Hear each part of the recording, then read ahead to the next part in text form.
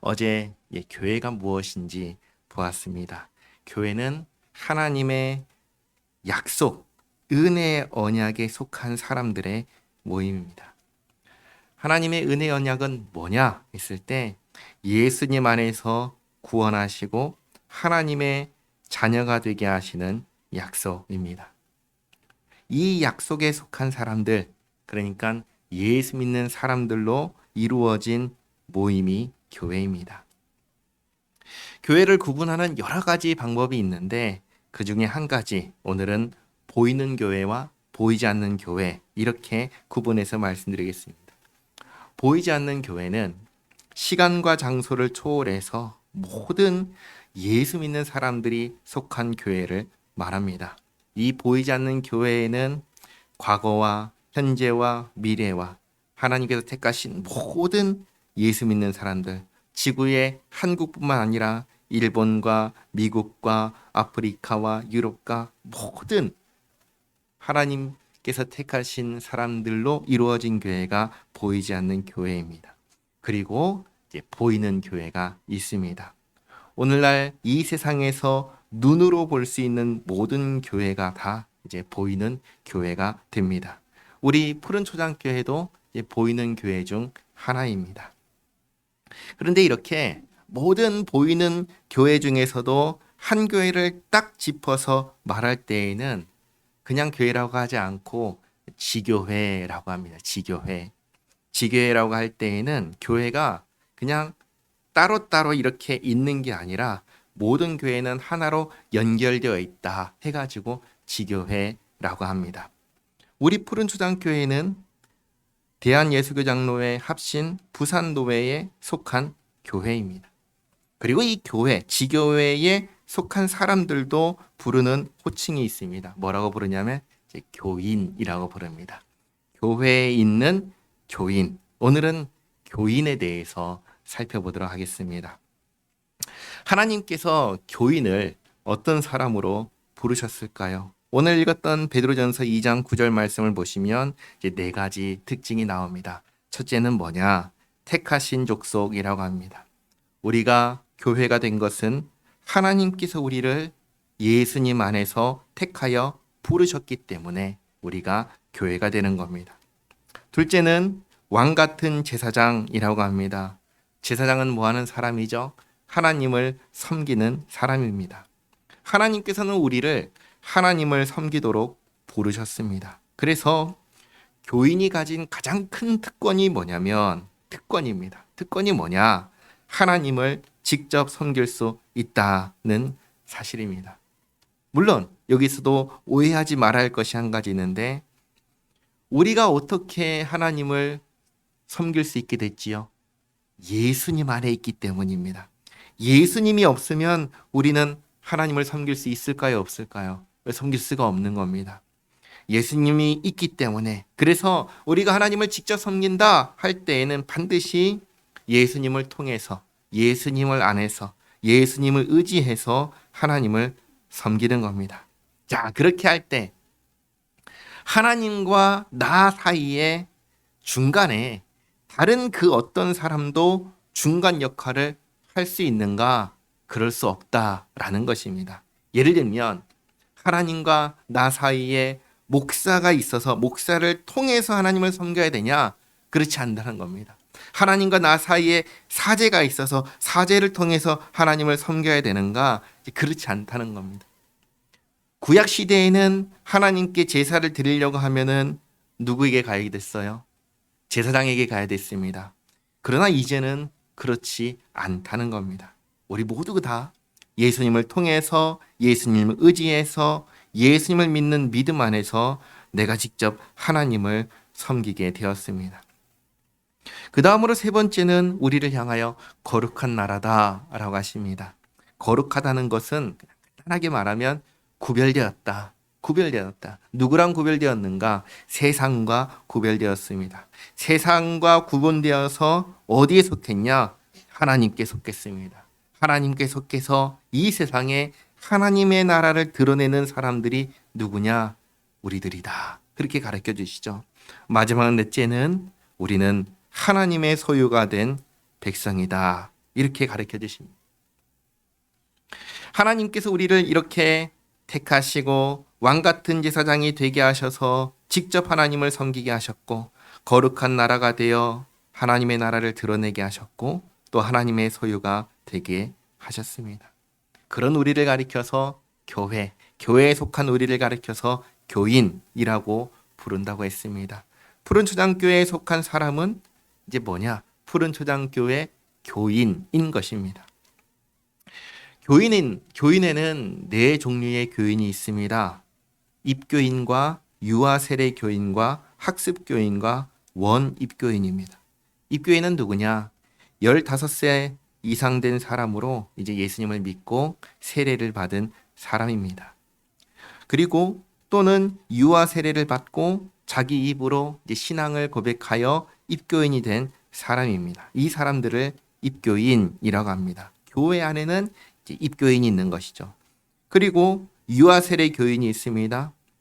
교회는 처음에 뭐라고 말씀드렸냐면 은혜의 언약에 속한 사람들의 모임, 하나님의 은혜의 약속 안에 있는 사람들의 모임이라고 했습니다. 그래서 교회에는 예수님을 믿는 사람과 그들의 자녀들로 이루어집니다. 그래서 이 자녀들 가운데 유아 세례를 받은 사람을 이제 유아 세례 교인이라고 합니다. 이 아이들은 유아 세례를 받을 때 부모님의 신앙으로 세례를 받았기 때문에 커서는 반드시 자기의 입으로 신앙을 고백하는 과정이 필요합니다. 그래야 이제 입교인이 됩니다. 입교인이 되기 전에 어렸을 때 세례를 받은 사람들을 가리켜서 유아 세례 교인이라고 합니다.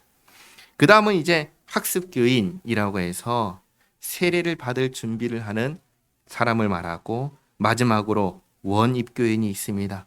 원입교인은 어떤 사람들이냐면 이제 막 예수님을 믿기 시작한 사람들입니다. 그러니까 세례를 받고 입교인이 되기를 원하는 사람이라고 해서 이제 원입교인이라고 합니다. 이렇게 교회를 이룰 때 교회 안에는 네 종류의 교인이 있습니다. 이 중에서 교인으로서 모든 권리와 의무를 가진 교인이 누굴까요? 입교인입니다. 입교인. 유아 세례 교인도 아니고 학습 교인도 아니고 그리고 원입 교인도 아니라 교회 안에서 모든 권리와 의무를 가진 사람은 입교인이다. 그럼 입교인이 가진 권리와 의무가 무엇인가? 여기서 의무는 마지막 날 6일째 토요일 날에 살펴보도록 하겠습니다. 오늘은 입교인이 가진 권리까지만 보겠습니다. 교회를 이루는 교인 가운데 입교인이 가진 권리는 크게 두 종류로 나눠볼 수 있습니다. 개인적인 권리가 있고요. 교회적인 권리가 있습니다. 근데 이 모든 권리는 어떤 상태여야 누릴 수 있냐면 흠이 없어야 됩니다. 흠이 없는 교인이어야 됩니다. 흠이 있다라고 할 때에는 나중에 또 말씀드릴 것인데 교회로부터 징계를 받은 사람이면 이제 흠이 있다라고 합니다. 징계를 받고 그 징계가 끝나서 해벌이라고 하는 그래서 이제 그 벌이 끝났다라고 하는 것을 받기 전까지 징계 가운데 있으면 권리를 누릴 수가 없습니다. 그래서 이제 징계를 받지 않아서 흠이 없어서 행사할 수 있는 개인적인 권리가 뭐냐 했을 때 두 가지가 있습니다. 첫째는 뭐냐? 성찬에 참여할 수 있습니다. 둘째는 교회를 봉사할 수 있습니다. 성찬은 입교인만 참여할 수 있습니다. 세례를 받아야지 참여할 수 있습니다. 그러나 유아 세례 교인은 참여할 수가 없습니다. 그래서 입교인이 가진 권리로서 성찬에 참여할 수 있고 교회를 봉사한다 할 때 직분자가 되어서 교회 회원으로서 온전히 봉사할 수 있는 그것은 입교인만 할 수 있다. 그래서 개인적으로 성찬에 참여하는 것과 교회를 봉사할 수 있는 두 가지 권리가 입교인에게 있습니다. 그 다음으로 똑같이 흠이 없어서 행사할 수 있는 교회적인 권리가 있는데 이건 세 가지입니다. 첫 번째는 뭐냐?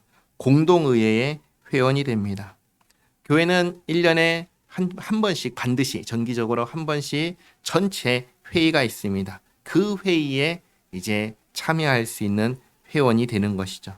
근데 이 회의는 6개월이라는 기간이 있습니다. 이 6개월 동안 교회의 특별한 사정이 없이 참석하지 않은 사람은 이 회의에 참여할 자격이 없습니다. 교회를 정상적으로 쭉 참석한 사람이 공동회의도 참석할 수가 있는 것이죠.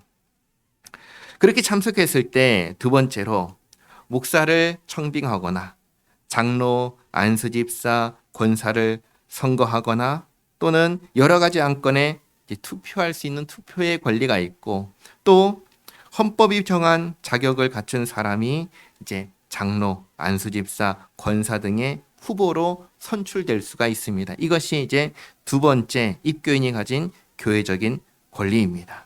그리고 세 번째는 절차에 따라서 교회에 어떤 청원을 하거나 소원을 하거나 상소를 할 권리를 가집니다. 청원, 소원, 상소가 뭐냐? 나눠드린 종이 밑에 있으니까 그걸 참고하시면 되겠습니다. 오늘은 이렇게 교인에 대해서 살펴보았습니다. 그러니까 우리가 예수님을 믿고 교회를 이룬다라고 할 때에는 그냥 나 예수님 믿습니다, 그걸로 끝나는 게 아니다. 오늘 이것만 기억하셔도 되는 겁니다. 예수님을 믿는다라는 것으로 끝나는 게 아니라 이렇게 지교회에 속하고 세례를 받아서 입교인이 되고 입교인이 되어서 교회 안에서 의무와 권리를 다할 때 비로소 교회를 제대로 이룬다라고 할 수 있는 겁니다. 오늘 읽었던 말씀 마지막 부분에 보면은 무슨 말씀이 있냐면 그 부분은 안 읽었는데 우리를 부르신 이유가 나옵니다. 그게 뭐냐? 주님의 아름다운 덕을 선포하게 하기 위해서 우리를 부르셨다. 우리가 주님의 아름다운 덕을 선포하려면 어떻게 해야 되는가? 예수 믿는 것으로 끝나는 게 아니라 함께 교회를 이룰 때, 교회를 이루어서 의무와 권리를 다할 때 우리가 그 역할을 다할 수가 있는 겁니다. 우리 모두가 주님의 몸된 교회를 아름답게 이루어 나가면서 오늘 읽었던 말씀처럼 주님의 아름다운 덕을 선포하는 우리 모두가 되기를 바랍니다. 기도하겠습니다. 하나님 아버지, 감사합니다. 예수님 안에서 저희를 교회가 되게 하셨습니다. 예수님을 믿는 것으로 끝나는 게 아니라 주님의 몸된 교회를 바로 알고 제대로 이루어가게 하시고 주님의 아름다운 덕을 세상에 온전히 선포하는 저희 모두가 되게 하옵소서. 예수님의 이름으로 기도하옵나이다. 아멘. 축도하겠습니다.